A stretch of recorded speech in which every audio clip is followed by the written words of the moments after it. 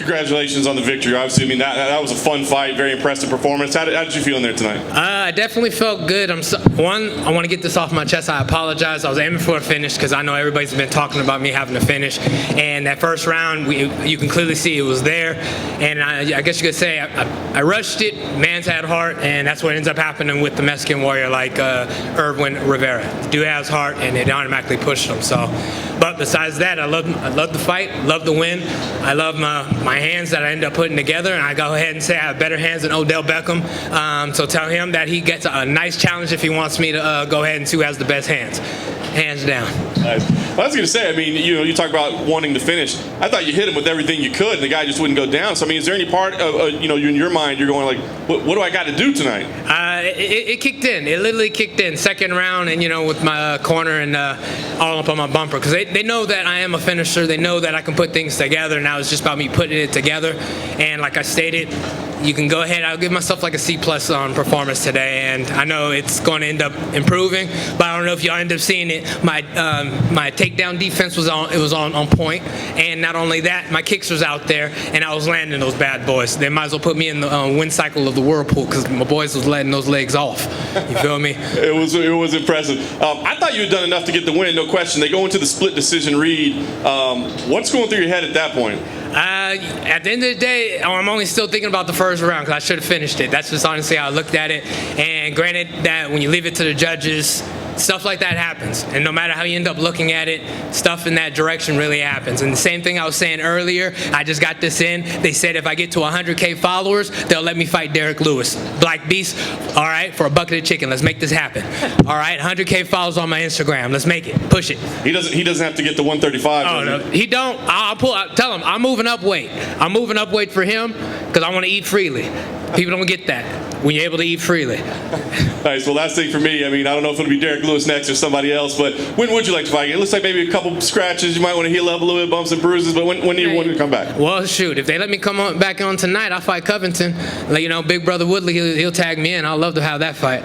But if not that, give me in 2 weeks. 2 weeks, next week, anything that's possible. I want to go to Abu Dhabi. I know all y'all want to go to Abu Dhabi. We need to go together.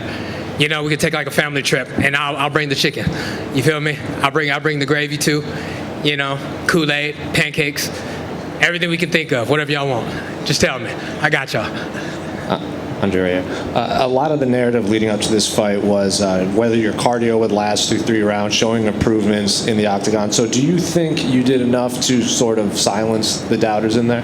To be honest, I'm surprised they even bring that even up to the table because like all the other fights that I had, I lasted. My conditioning is well.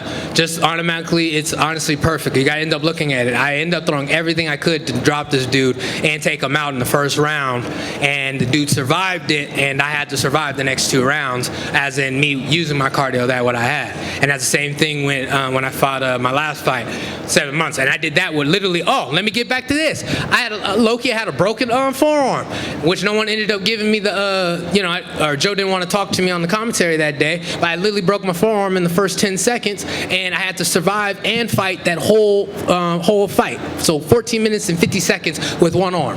I bet you no one even noticed that, but no one knows that because Joe didn't want to talk to me. So nothing but love to Joe, but tell Joe that he hurt my heart because he didn't want to talk to me. And, I really wanted to talk to him. He could have ended up understanding that I actually broke my forearm, and this whole time I've been out was 7 months of recovery. And here's my return, throwing the hell out of my right arm. What a freaking smile.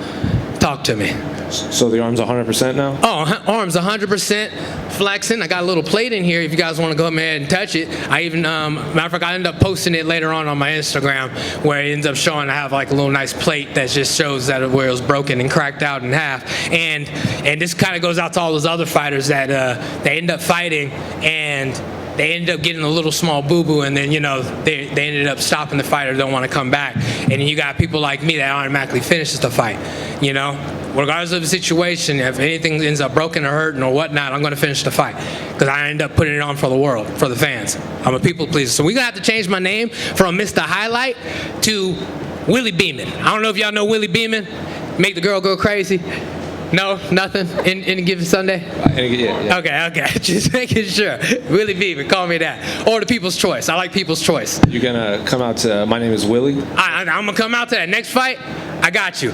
Willie. My name is Willie. Beamin'. Make the girl go crazy. Okay. One final one. You said you got 7 months of ink on you? Oh, yeah, 7 months of ink. That was literally what I was doing from all the injuries. I don't know if y'all want to be able to see my back, but I got to show my back. See, the whole back piece, samurai, you feel me, with the afro. Okay.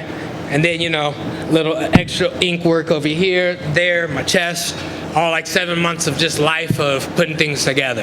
And it honestly tells my whole story, So it's recovery, automatically moving on, and honestly improving to be better than you was yesterday, Because at the end of the day, this is what we are. We're in a bad world that honestly needs to be worked on, and we're only how we're able to do that is by doing that together, So that's something we got to make progress on. Andre, you said that your ink, to your far left, your ink tells your whole story. What's the next part of your story?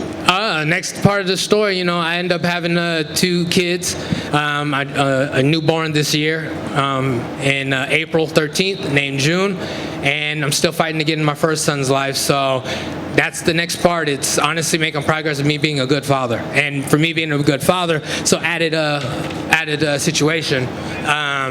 I was in a car accident, a bad one, like a month and a half ago. And to be honest, when that situation happened, my whole life flashed in front of me, and it was like the first thing that popped in my head was, when am I going to leave my kids, And on that situation, it's got to leave a legacy. And so for right now, it's pushing to be the best in what I'm doing, and clearly finishing fights. So I finish fights, and finishing them, people can end up looking at it, instead of saying, hey, he's an artist, they're going to be saying he's a finisher that loves to put art in his work. And then my 2 kids are going to grow up talking about, that's my daddy, AKA Willie Beamin', the people's choice. Yeah.